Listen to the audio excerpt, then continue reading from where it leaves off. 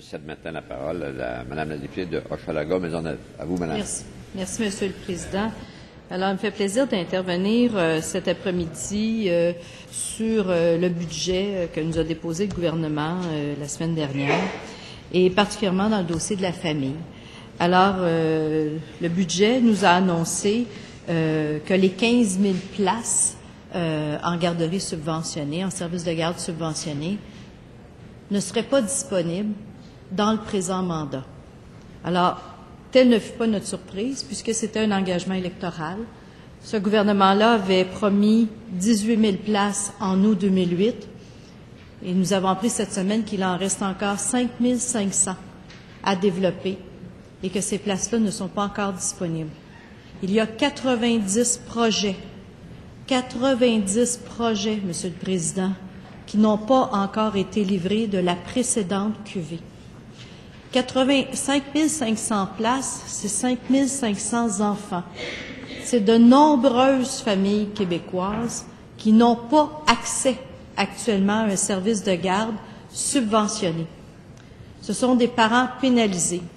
C'est des parents qui doivent bien se rendre compte aujourd'hui que malgré la promesse en campagne électorale des libéraux, eh bien non, ils n'ont pas encore accès à un service de garde subventionné.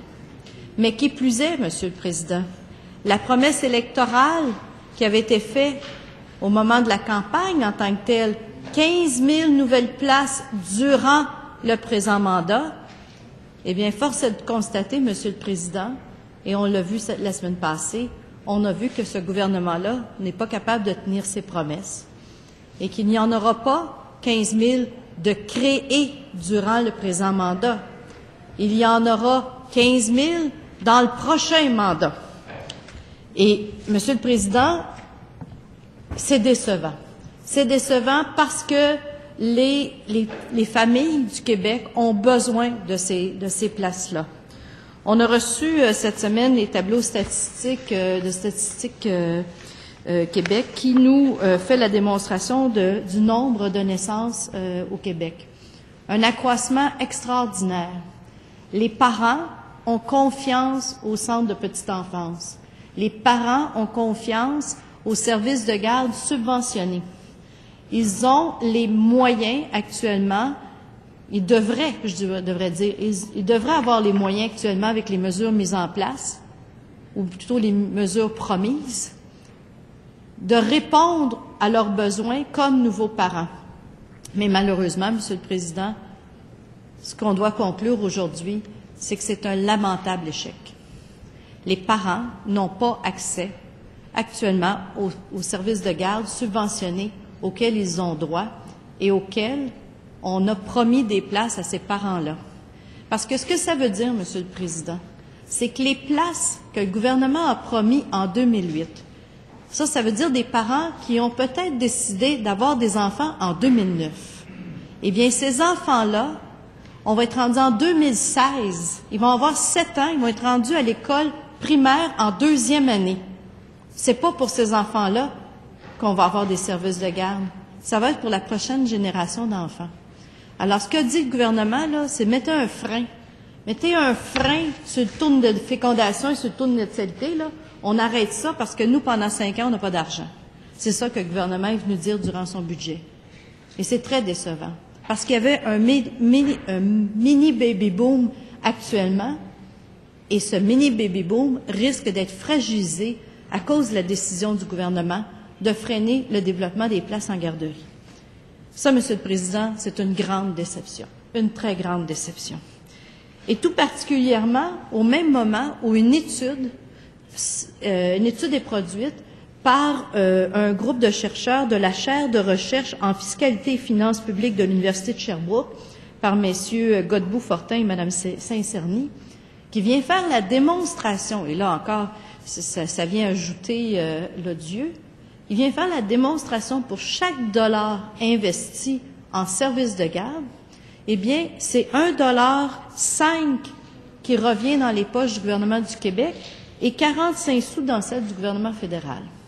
Donc, pour chaque dollar que le gouvernement investit dans un service de garde subventionné, eh bien, c'est 1,50 $ qui est retourné dans les coffres, autant du Québec que celui du Canada. Alors, Monsieur le Président, il n'y a aucune raison de stopper le développement des places en garderie. Mais malheureusement, ce gouvernement-là, en août 2008, avait décidé de modifier les façons de faire, avait décidé que ça se déciderait sur le bureau de la ministre de l'époque. Et la ministre de l'époque a décidé de distribuer les places en garderie aux plus payants, malheureusement.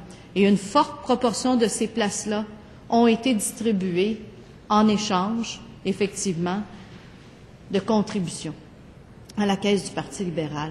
Monsieur le Président, c'est décevant. Alors, probablement que ce n'est plus payant. C'est plus payant présentement, Monsieur le Président, puisqu'on a mis au jour ce système-là. C'est plus payant parce qu'ils savent qu'on les surveille maintenant. Alors, Monsieur le Président, faire des places en garderie, on dit aux familles, bon, vous repasserez, c'est pas grave. En 2016, vous aurez une place en garderie.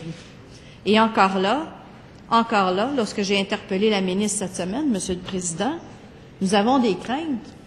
Parce que le développement de ces places, et il faut bien se rappeler, là, ils ont une créativité dans le vocabulaire qui est extraordinaire. Alors, en campagne électorale, on parlait de créer des nouvelles places subventionnées dans le prochain mandat.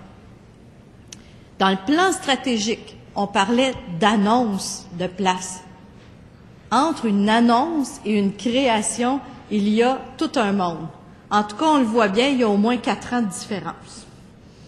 Et là, dans le dernier budget, on vient nous parler de création de 15 000 nouvelles places de garde à contribution réduite jusqu'en 2016. Alors, Monsieur le Président, ce que ça veut dire, c'est que ce n'est pas avant 2016 qu'on va avoir ces places-là. Ça veut dire qu'il va falloir attendre encore 5 ans pour avoir des nouvelles places. Ça veut dire que les parents qui ont des enfants aujourd'hui, faut qu'ils oublient ça. Ils n'en auront pas de place dans les CPE du Québec. C'est désolant. C'est vraiment désolant.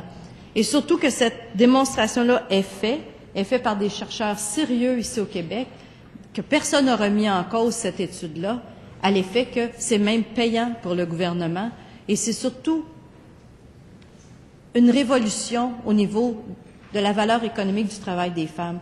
Vous savez, Monsieur le Président, lorsque les CPE ont été mis en place, ça a fait en sorte de faire un bond important aux femmes sur le marché du travail et surtout pour les femmes monoparentales qui ont vu leur revenu hausser.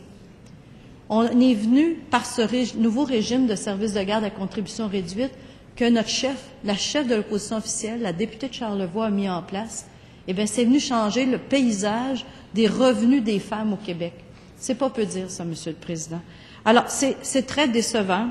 C'est décevant parce que, malheureusement, ce gouvernement-là, qui nous avait présenté un projet de loi, l'automne dernier, qu'ils ont adopté, on a voté contre, Monsieur le Président.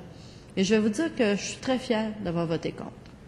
Parce que ce gouvernement-là a mis en place, et les données sont probantes, Monsieur le Président.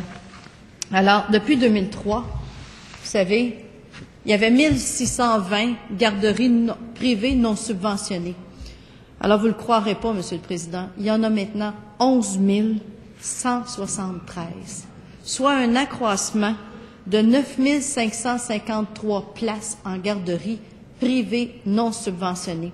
Ça veut dire des garderies qui ne sont pas des garderies à 7 $, qui pour la plupart sont des garderies au-dessus de 25, 30, et j'en ai même vu une hier, 44 $ par jour pour faire garder son enfant. 44 $ par jour en échange d'un reçu d'impôt. Un reçu d'impôt, Monsieur le Président, eh bien, le reçu d'impôt, ça vient faire en sorte que n'importe qui peut donner un reçu d'impôt au Québec. N'importe qui peut donner un reçu d'impôt, et même le ministre des Finances nous l'a confirmé en commission parlementaire il y a quelques semaines. Un reçu d'impôt que personne aux finances contrôle. Un reçu d'impôt que n'importe qui peut émettre et qui fait en sorte que même les gens qui les émettent, ils sont même pas validés s'ils les ont mis sur leur propre rapport d'impôt. Alors, le parent qui se voit remettre un reçu d'impôt, eh bien, ce parent-là ne sait même pas si la personne qui lui a remis le reçu d'impôt l'a déclaré dans ses revenus. Alors, Monsieur le Président, là, c'est incroyable, là. C'est incroyable.